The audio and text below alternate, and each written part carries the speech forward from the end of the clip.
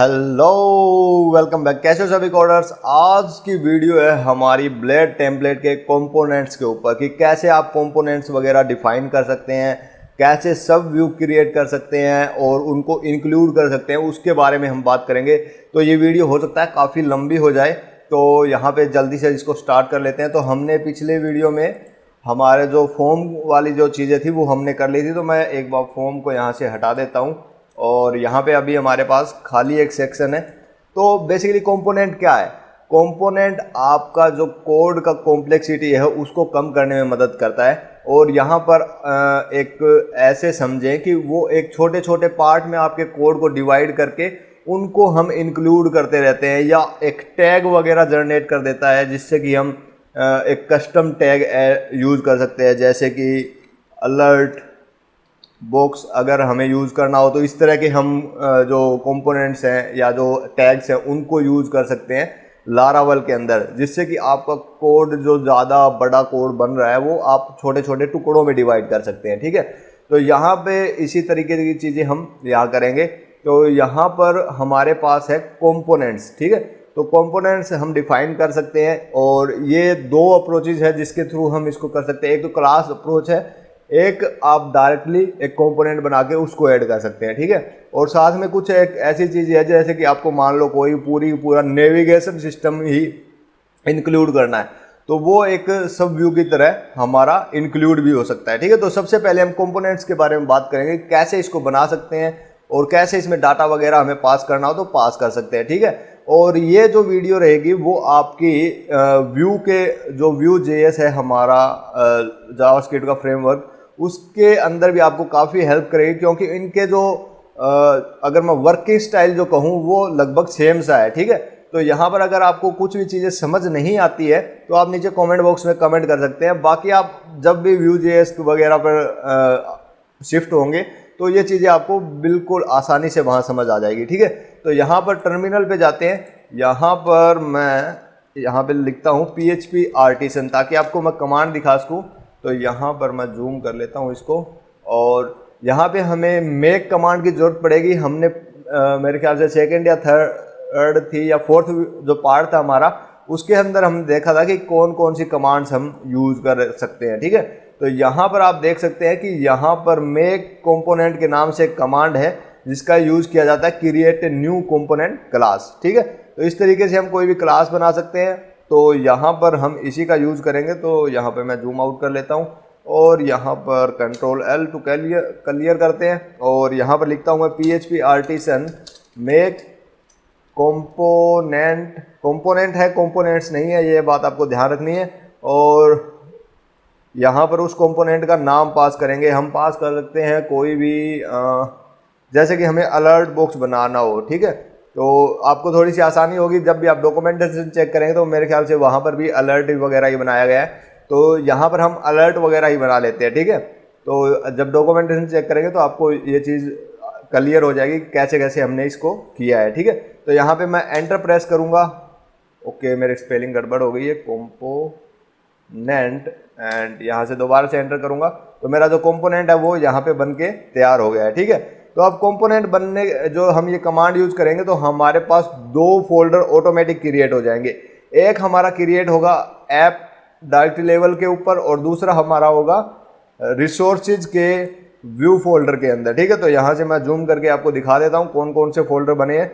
तो यहाँ पे एक फोल्डर हमारा बना है कंपोनेंट्स के नाम से। ठीक है, तो मेरी सीरीज अगर आप लगातार देख रहे हैं तो ये कंपोनेंट्स के नाम से हमने कोई भी फोल्डर नहीं बनाया था, और जैसे ही हमने उसका नाम लिखा था वहाँ पर ऑटोमेटिक alert.blade.php यहाँ पे बन के आ गया है। ठीक है, यहाँ से हम देखेंगे जो ऐप लेवल के ऊपर हमारी जो डायरेक्टरी है, यहाँ पर हमें व्यू नाम से एक फोल्डर मिल रहा है। ठीक है, व्यू के अंदर भी एक कंपोनेंट नाम से फोल्डर है और इसके अंदर एक क्लास है जो कि है alert.php, जो कि हमने क्रिएट की है टर्मिनल के थ्रू। ठीक है, कमांड प्रॉम्प्ट के थ्रू यहाँ पर हमने कमांड देकर इसको बनाया है। ठीक है, तो यहाँ पर इस क्लास को अगर हम देखें तो यहाँ पर हमें कुछ नेम स्पेस यहाँ पे यूज़ किए गए हैं जो कि ऐप लेवल डायरेक्टरी के ऊपर है, और एक व्यू कंपोनेंट यहाँ पे यूज़ किया गया है नेम स्पेस, और यहाँ पे क्लास एक्सटेंड कर रहा है उस कंपोनेंट को। ठीक है, तो यहाँ पर एक हमारे पास कंस्ट्रक्ट मेथड है और दूसरा हमारे पास रेंडर मेथड है। ठीक है, और जो रेंडर मेथड है वो हमारा रिटर्न कर रहा है कंपोनेंट डॉट अलर्ट, जो कि हमारे व्यू सेक्शन के अंदर है। ठीक है, तो यहाँ पे अलर्ट को भी देख लेते हैं। alert.php पे जाएंगे तो यहाँ सिंपल एक div दी गई है, ठीक है, और इसके अंदर हम अपना कोई भी डाटा रख सकते हैं, ठीक है। तो इस तरीके से हम इसको बना सकते हैं। ये तो सिंपल प्रोसेस है कि एक कमांड से ये दोनों चीज़ें बन गई। अब बात आती है, जैसे कि मान लो मैं यहाँ पे कुछ लिख देता हूँ, यहाँ पे मैं लिख देता हूँ p और यहाँ पे मैं दिस इज अलर्ट कंपोनेंट, ठीक है, सेव करूँगा मैं इसको। और मान लो अभी अगर इसको रिफ्रेश करेंगे हमारे पेज को, हमें कोई भी आउटपुट इसकी नहीं मिलेगी, ठीक है, क्योंकि हमारा जो कोड है वो हमने यहाँ पर अभी तक उसको यूज़ नहीं किया है। तो इसको यूज़ करने के लिए आपको क्या करना होगा, यहाँ पे आपको आगे लिखना है x, फिर उसके बाद में हाइपन यूज़ करना है और उस कंपोनेंट का नाम लिखना है जो आप यूज़ कर रहे हैं, ठीक है। तो और उसके बाद में इसको सेल्फ क्लोजिंग करनी है। तो ये सेल्फ क्लोजिंग टैग रहेगा। जब तक हम आगे इसके 2-3 चीज़ें और नहीं देख लेते तब तक इसको सेल्फ क्लोजिंग ही समझिए, लेकिन इसको हम नॉर्मल टैग ओपन और क्लोज टैग के साथ भी यूज कर सकते हैं, ठीक है। तो यहाँ से मैं सेव कर अगर अभी इसको रिफ्रेश करता हूँ तो मुझे वो आउटपुट मिलेगी जो मैंने यहाँ पर जो alert.blade.php है इसके अंदर लिखी थी, ठीक है। तो इस तरीके से हम इसका यूज कर सकते हैं, ठीक है। तो इसके बाद बात आती है कि कैसे हम, अगर मान लो हमारा नेस्टेड वगैरह हो तो भी हम इसका यूज कर सकते हैं। यहाँ पर हमें जैसे alert.error मुझे पास करना हो तो मैं इस तरीके से भी पास कर सकता हूँ। तो मेरा अलर्ट जो फोल्डर है उसके अंदर मेरा error.blade.php है, वो मेरी यहाँ पे काम करेगी, ठीक है। तो ये तो हमने पहले भी बात की है इस चीज़ के बारे में, तो वो सेम सा ही चलता है। यहाँ पे अगर फोल्डर टू आपको कोई फाइल देखनी है तो वहाँ पर डॉट लगाते जाइए, आपका सारा काम हो जाएगा। अब बात आती है, जैसे कि मान लो हमें कई बार क्या होता है कि डाटा पास करना होता है, ठीक है, कि हमने कोई बटन वगैरह बनाया है तो उसमें जो उसका जो बटन का जो नेम है वो जो उसके अंदर हमें इनपुट या जो टाइप चाहिए वो सारी चीज़ें हम वैसे कोई फिक्स रख के नहीं चलते हैं, क्योंकि हमें वो चीज़ बार बार यूज़ करनी होती है। रीयूजेबल हमें कंपोनेंट बनाने होते हैं, ठीक है। तो उसको कैसे बना सकते हैं, तो यहाँ पर आपके पास आपको क्या करना होगा, यहाँ पर जैसे ही आप कोई एट्रीब्यूट वगैरह पास करते हैं तो उनको आपको यहाँ पर कंस्ट्रक्ट मेथड में डालना होगा, सिर्फ कंस्ट्रक्ट मेथड में डालना, और यहाँ पर आपको उनकी प्रॉपर्टी डिफाइन करनी है। उसके बाद में यहाँ पर आप उनको एको वगैरह कर सकते हैं, ठीक है। तो मैं यहाँ पे मान लेता हूँ कि जैसे टाइप, मैं यहाँ पे टाइप दे देता हूँ, अलर्ट का टाइप मेरा हो गया सक्सेस, एंड यहाँ पर मैं इसका मैसेज भी डिफाइन कर देता हूँ यहाँ पर, और मैं यहाँ पे लिख देता हूँ दिस इज सक्सेस मैसेज, ठीक है। तो यहाँ पर ये दोनों चीज़ें मैंने डाल दी। तो इनको मुझे सबसे पहले क्या है, मेरी क्लास के अंदर मुझे यहाँ पर उनको असाइन करना होगा ताकि मैं इसको यूज़ कर सकूँ अपने alert.blade.php, क्योंकि मेरा जो रेंडर हो रहा है वो यहाँ से हो रहा है, ठीक है। तो इनको यूज़ करने के लिए मुझे उनको असाइन करना होगा। तो मैं यहाँ पे वेरिएबल टाइप दे देता हूँ और यहाँ पर वेरिएबल मैसेज पास कर देता हूँ। वो आप पर डिपेंड है, आप कितने भी रखना चाहें वो रख सकते हैं मैसेज, ठीक है। और जो आपके ये टाइप और जो मैसेज है वो आपके इसी नाम के आधार पर होने चाहिए, जो एट्रीब्यूट का नाम है वही आपका यहाँ पर होना ज़रूरी है, ठीक है। और यहाँ पर जो मैसेज है वो इसकी एक वैल्यू बन जाएगी, ठीक है, कि जैसे हमने वेरिएबल असाइन किया है, ठीक है। तो यहाँ पे वेरिएबल दिस का टाइप मैं पास कर देता हूँ is equal two variable type, and यहाँ पर वेरिएबल दिस का जो मैसेज है वो इज इक्वल टू कर देता हूँ मैं वेरिएबल मैसेज के, ठीक है। तो ये दोनों चीज़ें हमने रख ली, लेकिन यहाँ पर हमें इसको डिक्लेयर भी करना होगा। पब्लिक जो विजिबिलिटी है इसका यूज करेंगे हम, यहाँ पे लिखेंगे टाइप, और दूसरी भी हम पब्लिक रखेंगे और यहाँ पे लिखेंगे मैसेज, ठीक है। सेव करेंगे, यहाँ पे सेमीकोलन लगा देते हैं, सेव करेंगे, यहाँ से रिफ्रेश करेंगे। तो अभी तक तो मेरे ख्याल से कोई एरर आने वाला है क्या, तो मेरे ख्याल से यहाँ से अभी हमें कोई भी आउटपुट नहीं मिलेगा। ओके हम शायद नहीं मिलेगा, क्योंकि शायद मैं उस वजह से लगा गया कि जो हमने यहाँ पे जो कई देर हो गई, काफ़ी टाइम हो गया इसको लोड होने के लिए, तो इसकी वजह से मैंने इसको शायद लगा दिया था। लेकिन यहाँ पर अगर हमें गेट करना है तो वो कैसे गेट कर सकते हैं, जैसे कि मुझे h2 में पास कर देता हूँ, और इसमें अगर मुझे वो टाइप लेना है तो मैं डायरेक्टली टाइप करूँगा यहाँ पे वेरिएबल टाइप, एंड उसके बाद में अगर मुझे वो मैसेज दिखाना है तो मैं यहाँ पे लिख दूंगा वेरिएबल मैसेज, और यहाँ पर एको कर लेते हैं इसको, और यहाँ पर ठीक है सेव करते हैं और यहाँ से रिफ्रेश करूँगा तो मेरा जो सक्सेस जो मैंने टाइप पास किया था और वो मैसेज पास किया था वो मेरे यहाँ पे आ गए हैं। वीडियो अभी तक 10 मिनट की हो चुकी है और यहाँ पर हमने थोड़ी सी बातें की है। और तो ये हमारी हो गया कि हम कैसे पास कर सकते हैं हमारा डाटा। तो यहाँ पे तो सिंपली हमने पास किया है डाटा, ठीक है। लेकिन अगर मान लो हमें वेरिएबल पास करना हो तो हम कैसे पास करेंगे, क्योंकि यहाँ पर अगर मैं इसमें लिखूँगा वेरिएबल मैसेज तो ये काम नहीं करेगा, ठीक है। तो यहाँ पर अगर मैं इसको आउटपुट देखूँ तो यहाँ पे मुझे वेरिएबल मैसेज मिल जाएगा, ठीक है। तो इसकी जगह अगर मान लो मुझे वेरिएबल मैसेज का आउटपुट चाहिए, जैसे कि मान लो यहाँ पे मैं PHP डायरेक्टिव का यूज़ कर लेता हूँ, ठीक है। PHP and okay variable and PHP और यहाँ पे वेरिएबल मैसेज मैं पास कर देता हूँ, इज इक्वल टू लिखता हूँ this is message from PHP, ठीक है। और यहाँ पर मैं इसको सेव करता हूँ। अभी भी अगर मैं इसको रिफ्रेश करूँगा तो मुझे वो आउटपुट नहीं मिलेगी, ठीक है। तो इसके लिए हम क्या कर सकते हैं, यहाँ पे हमें यूज़ करना होगा कोलन, ठीक है। और ये कोलन सबसे ज़्यादा यूज़ किया जाता है जब भी हमें कोई डाटा बाइंड करना हो। Vue.js के अंदर सबसे ज़्यादा इसका यूज़ किया जाता है और बाकी मेरे ख्याल से एंगुलर वगैरह में भी किया जाता हो, लेकिन मैंने अभी तक एंगुलर को टच भी नहीं किया है। तो मैं लगभग Vue.js पर ही काम कर रहा हूँ और यहाँ पर आगे हम कोई भी प्रोजेक्ट टू डू वगैरह एप्लीकेशन में क्रिएट करके आपको दिखाऊंगा Vue.js के साथ। तो यहाँ पर अगर हमने पास करना हो कोई वेरिएबल या कोई हमने जो असाइन किया हुआ है वेरिएबल, उसके लिए हमें पास करना हो तो हमें कोलन यूज़ करना होगा इसके सामने, ठीक है। और अब मैं अगर रिफ्रेश करूँगा तो वो मैसेज मिलेगा जो मेरे वेरिएबल के अंदर डाला हुआ है, ठीक है। तो अभी हमें पता लग गया कि कैसे हम वेरिएबल से डाटा सेंड कर सकते हैं, कैसे हम कोई भी जो एट्रीब्यूट है वो पास करके हमारी वैल्यू वहाँ पर फेच कर सकते हैं, ठीक है। तो ये कुछ चीज़ें जो हमने की जिसके थ्रू हम कोई भी अपना डाटा फैच कर सकते हैं। अब बात आती है कि हाँ, एक चीज़ और मैं आपको बता दूं कि जैसे कि मान लो यहाँ पर आप यूज़ करते हैं कि यहाँ पे मैं कर देता हूँ मैसेज और टाइप, ठीक है। तो यहाँ पर जैसे ये मैसेज टाइप अगर आपको यहाँ से भेजना हो तो आप कैसे भेजेंगे, तो आपको यहाँ पर इस तरीके से नहीं लिखना है, यहाँ पे आपको लिखना है हाइपन लगाकर आपको टाइप लिखना है, ठीक है। यहाँ पर अगर आप कैमल केस देते हैं, ठीक है, तो यहाँ पर आपको केवेब केस देना ज़रूरी है जिससे कि वो इस चीज़ को चेक कर सके कि हाँ वो मैसेज टाइप बेसिकली मैसेज और उसके बाद में कैपिटल टाइप मतलब कैमल केस है, ठीक है। तो इस तरीके से ये चीज़ आपको ध्यान रखनी है। तो यहाँ पर मैं इसको अंडू कर देता हूँ, ठीक है, और यहाँ से भी इसको अंडू कर देते हैं, सेव करते हैं और नेक्स्ट पे चलते हैं कि जैसे मान लो कई बार क्या होता है कि हम कोई चेक बॉक्स बना रहे हैं या कोई ऑप्शन वाली चीज़ें बना रहे हैं तो हमें मेथड वगैरह पास करने हो कि इज सेलेक्टेड की वो यहाँ पर इज चेक्ड कि वो चेक है या नहीं, तो हम कैसे यूज़ कर सकते हैं। जैसे कि यहाँ पर हमें कोई मेथड वगैरह यूज़ करना हो, ठीक है, तो यहाँ पर जैसे हमें एक अलग से मेथड पास करना होगा जिसको हम यूज़ कर सकते हैं, ठीक है। तो यहाँ पर जैसे मैं करता हूँ चेक्ड, ठीक है, और यहाँ से मैं रिटर्न करूँगा ट्रू, ठीक है, सेव करूँगा।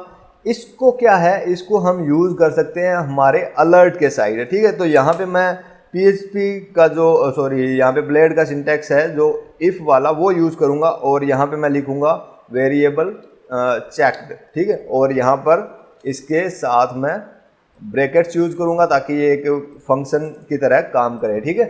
और यहाँ से लिखूँगा मैं एंड इफ़, ठीक है, और अगर मैं यहाँ पर P में लिख देता हूँ दिस बॉक्स इज चेक्ड, ठीक है, इसको मैं सेव करता हूँ अभी के लिए। तो यहाँ पर अगर मैं यहाँ रिफ्रेश करूँ तो यहाँ पर मेरा रिफ्रेश बहुत ही स्लो हो गया पीसी। बाकी 2-3 दिन की बात है, आगे हम नया पीसी ले आएंगे 1-2 दिन में, ठीक है। तो यहाँ पे दिस बॉक्स इज चेक्ड, ठीक है, तो यहाँ से जैसे ही हम ट्रू रिटर्न कर रहे हैं हमारे अलर्ट के यहाँ से तो वो काम कर रहा है। यहाँ से अगर मैं फॉल्स रिटर्न कर दूँ इसको तो यहाँ पर जो हमें आउटपुट दिखानी चाहिए वो यहाँ पे शो नहीं होगी। तो इस तरीके से हम चेक वगैरह भी देख सकते हैं। अगर हमें कोई एडिशनल हम यहाँ पे पास करें, जैसे कि मैं यहाँ से ट्रू पास कर रहा हूँ, ठीक है, तो यहाँ पर मैं यहाँ पे बुलियन लिख देता हूँ, वेरिएबल बुलियन, ठीक है। सेव करूँगा मैं, यहाँ पे मैं वेरिएबल बुलियन को रिटर्न कर रहा हूँ, या कुछ भी आप जो भी बनाना चाहें, जैसे कि अगर आपको कंडीशन वगैरह यूज़ करनी है तो आप वो भी चीज़ कर सकते हैं, ठीक है। तो यहाँ से जैसे हमने यहाँ पे ट्रू भेजा तो यहाँ पे जो रिटर्न है वो ट्रू हो गया, और अगर आप कोई ऑप्शन भेजते हैं और उसको चेक करते हैं तो वो चेक भी हो जाएगा आपका, ठीक है। तो यहाँ से जैसे मैं फॉल्स रिटर्न करूँगा और यहाँ से रिफ्रेश करूँगा तो यहाँ से वो गायब हो जाएगा, ठीक है। तो इस तरीके से हम यूज़ कर सकते हैं इसका भी, ठीक है। इसके अलावा मान लो कई बार क्या होता है कि हमें क्लासेस वगैरह पास करनी पड़ जाती है, ठीक है। जैसे कि मान लो इस अलर्ट बॉक्स में हमें क्लास पास करनी है, तो वो कैसे कर सकते हैं। जैसे कि मैं यहाँ पे लिखूँगा क्लास इज इक्वल टू, और मैं इसको दे दूँगा अलर्ट, ठीक है। सेव करूँगा, या अलर्ट टाइप मैं इसको पास कर देता हूँ कि अलर्ट सक्सेस, ठीक है। तो बूटस्ट्रैप की क्लास है अलर्ट सक्सेस, तो इसको यूज़ कर सकते हैं हम, ठीक है। लेकिन यहाँ पर जैसे मैं इसको रिमूव कर देता हूँ ताकि आपको सही से पता लगे, ठीक है। तो यहाँ पर हमने क्या किया है, बेसिकली हमें जो अलर्ट हमने यहाँ पे क्लास पास किया, हम चाहते हैं कि वो इसके बॉक्स के अंदर लगे कहीं, ठीक है।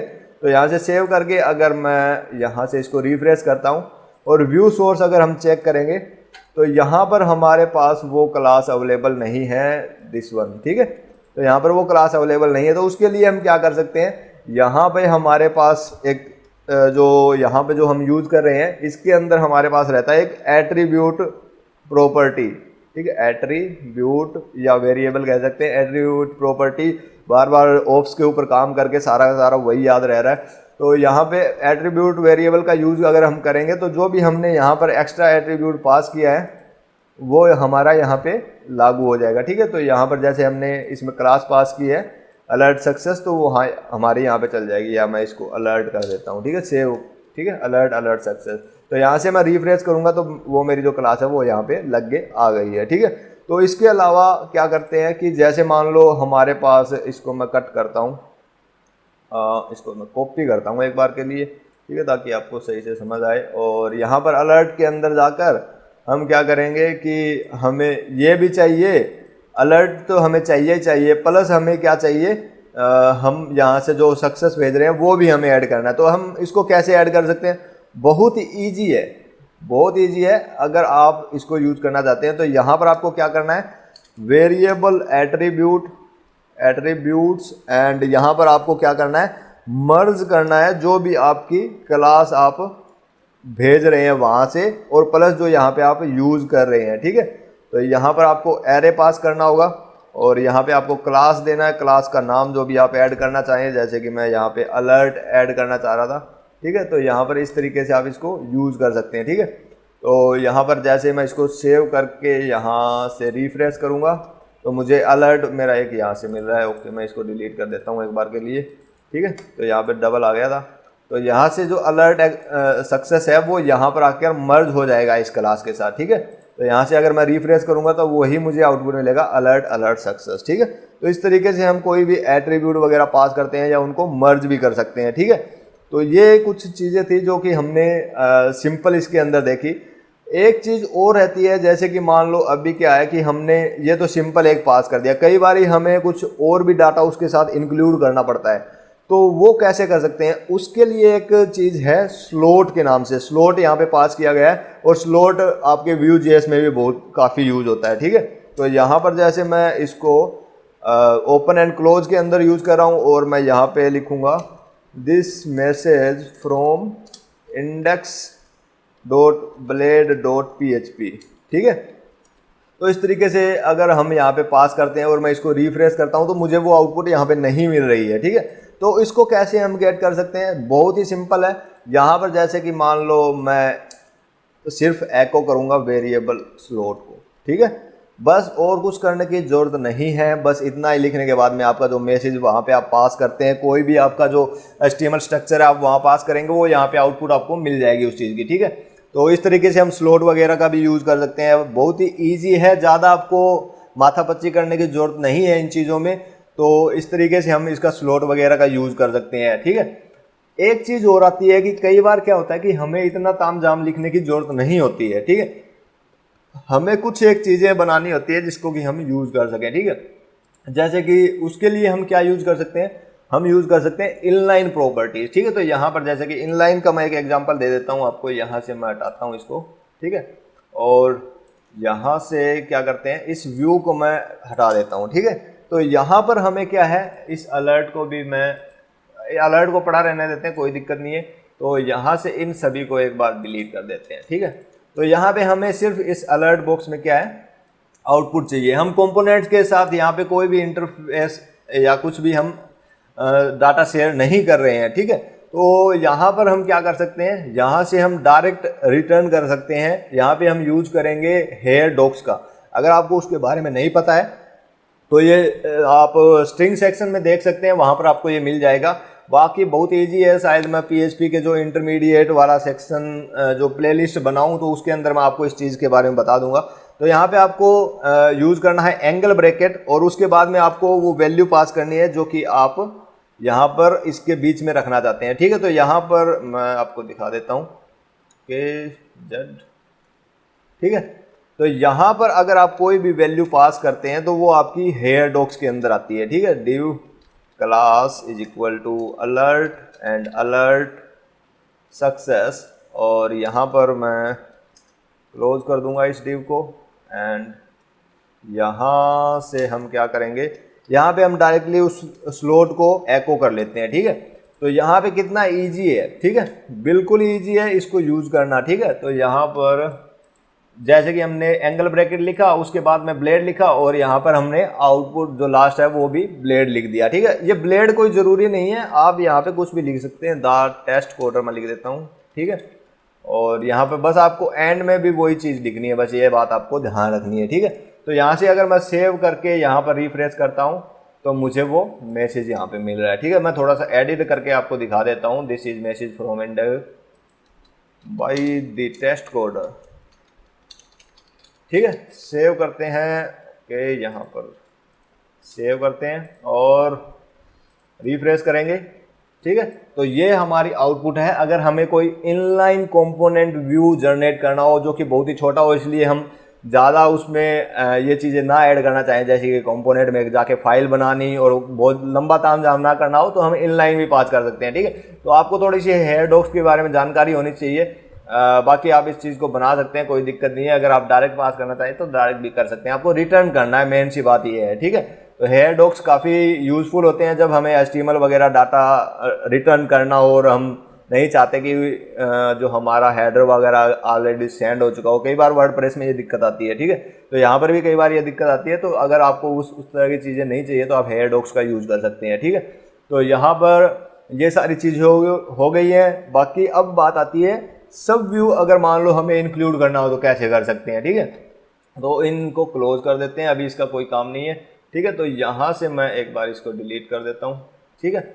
अभी मान लो हमें यूज इंक्लूड करना है कोई सब व्यू, ठीक है। तो सब व्यू जैसे कि हम बना लेते हैं, यहाँ पर मैं एक नई डायरेक्टरी बना लेता हूँ। यहाँ पे मैं लिख देता हूँ इनपुट्स, ठीक है। और यहाँ पर स्लैश मैं लिख देता हूँ इसमें button.blade.php, ठीक है। तो यहाँ पे मेरे पास ओके फोल्डर बन गया मेरा, यहाँ पर मैं इसको डिलीट कर देता हूँ, ठीक है। और यहाँ पर एक फाइल बनाते हैं, न्यू फाइल, और इसमें लिखते हैं button.blade.php, ठीक है, blade.php, ठीक है। तो यहाँ पर हमारी फाइल बन गई है। अब हमें मान लो हम यहाँ से कुछ ऐसा कोई बटन इनपुट हम रिटर्न कर रहे हैं, ठीक है। तो यहाँ से मैं लिखूंगा बटन और यहाँ पे लिख दूंगा मैं सेव, ठीक है। तो मान लो इसको इंक्लूड करना हो हमें, ओके क्या क्या खुल गया, ठीक है। मान लो इस चीज़ को हमें इंक्लूड करना है हमारे मेन फाइल के अंदर, तो कैसे कर सकते हैं, बहुत ही ईजी है। @include लिखना है आपको, ठीक है। और उसके बाद में फोल्डर सहित उसका जो भी फोल्डर है, फोल्डर लेवल के ऊपर है तो आप फोल्डर लेवल के हिसाब से लिखिए। अगर डायरेक्ट आपकी फाइल है व्यू के अंदर तो आप उसको लिख दीजिए, ठीक है। तो यहाँ पर आपको सेमीकोलन वगैरह ऐड करने की जरूरत नहीं है, ये बात आपको ध्यान रखनी है, ठीक है। इंक्लूड करके यहाँ से अगर मैं रिफ्रेश करूँगा तो यहाँ पर हमें एक बटन मिलना चाहिए, ठीक है। तो यहाँ पर हमारा रिफ्रेश हो रहा है, बहुत टाइम लेता है कई बार तो ये, तो ओके ओके ओके हो जा शुरू गुरु, ठीक है। तो यहाँ पे हमारे पास बटन अवेलेबल है, ठीक है। तो इस तरीके से हम कोई भी व्यू इंक्लूड कर सकते हैं, वो हमारे ऊपर डिपेंड है, ठीक है। तो और मान लो कि जैसे यहाँ पे हमें सेव की जगह अपडेट चाहिए हो, ठीक है, तो हम क्या कर सकते हैं, यहाँ पर हम एक और चीज़ पास करते हैं, जैसे कि वेरिएबल, यहाँ पर मैं लिख देता हूँ वैल्यू, ठीक है। तो इसको वैल्यू में पास कर दूंगा।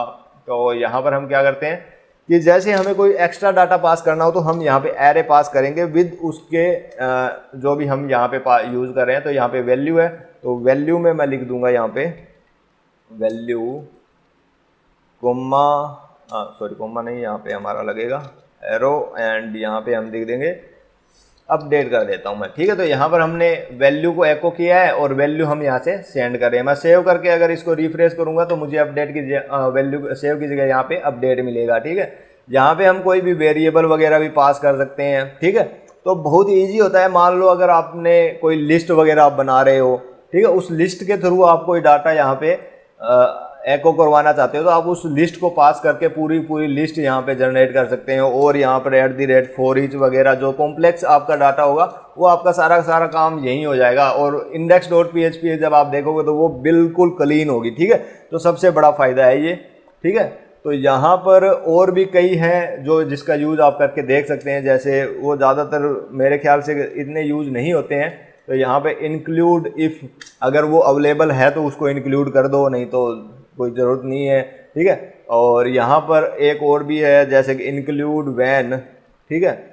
वैन का यूज़ हम कर सकते हैं जब कई बार क्या होता है कि हमारे पास अगर कोई एरे आ रहा है, पीछे से कोई एरे ऑफ डाटा आ रहा है, ठीक है, और हम चेक करना चाहते हैं कि काउंट, और यहाँ पे हम लिख देंगे जैसे बुक्स, ठीक है, इज ग्रेटर देन 0, ठीक है। तो यहाँ पर क्या होगा, हम चेक कर रहे हैं कि अगर वो ग्रेटर देन 0 है तो उस व्यू को दिखाए, ठीक है। तो जैसे कि इनपुट्स डॉट शो, या मैं इसको लिख दूंगा लिस्ट डॉट बुक्स, ठीक है, लिस्ट डॉट, ओके, यहाँ पर हमें स्ट्रिंग पास करना है, ठीक है। तो लिस्ट डॉट बुक्स, ठीक है। तो इस तरीके से हम पास कर सकते हैं और उसके बाद में वो डाटा हम पास कर सकते हैं, जैसे कि सॉरी बुक्स, ठीक है, और कोमा यहाँ पे हम लिखेंगे वेरिएबल बुक्स, ठीक है। तो इसके बाद में इसको इटरेट वगैरह करना है तो हम इसको इटरेट वगैरह भी कर सकते हैं। तो ये सारी चीज़ें बहुत ही ईजी कर देती है आपके कोड को लिखने में, ठीक है। इफ़ की जगह अगर हम अनलेस वगैरह यूज़ करना चाहें तो वो भी कर सकते हैं। कई चीज़ें हैं जो आप इसका यूज़ कर सकते हैं, ठीक है। और इसके अलावा इसमें तो बस इतना ही है कि ये सारी चीज़ें आप यूज़ कर सकते हैं। और इसके अलावा अगर मान लो आपको यहाँ से ये चीज़ अवेलेबल नहीं होती, या एक काम करते हैं कि यहाँ पर जैसे कि मान लो मेरा स्टेटस मैं यहाँ पे पास कर देता हूँ, ठीक है। तो यहाँ पर क्या है कि जैसे मान लो यहाँ पर अगर मेरा स्टेटस अवेलेबल ना हो तो क्या होगा, ठीक है। तो मुझे कोई डिफ़ॉल्ट वैल्यू अगर पास करनी है तो क्या कर सकते हैं, ठीक है। तो यहाँ पर हम यूज़ कर सकते हैं नल ऑपरेटर का। तो यहाँ पर जैसे कि हमें देना हो बाद में कि अब अगर मैं वहाँ पर अपडेट लिख रहा हूँ, ठीक है, तो यहाँ पर मैं सेव लिख देता हूँ, ठीक है, तो ताकि आपको अपडेट का पता लगे, ठीक है। तो मैं रिफ्रेश करूँगा तो मेरी जो वैल्यू है वो अपडेट की जगह सेव आनी चाहिए, क्योंकि मेरा जो स्टेटस है वो अवेलेबल नहीं है। ओके, यहाँ पर ये शायद काम नहीं कर रहा है, इसकी जगह हम यूज़ कर देते हैं कोलन, ठीक है। सेव करेंगे और यहाँ से रिफ्रेश करते हैं।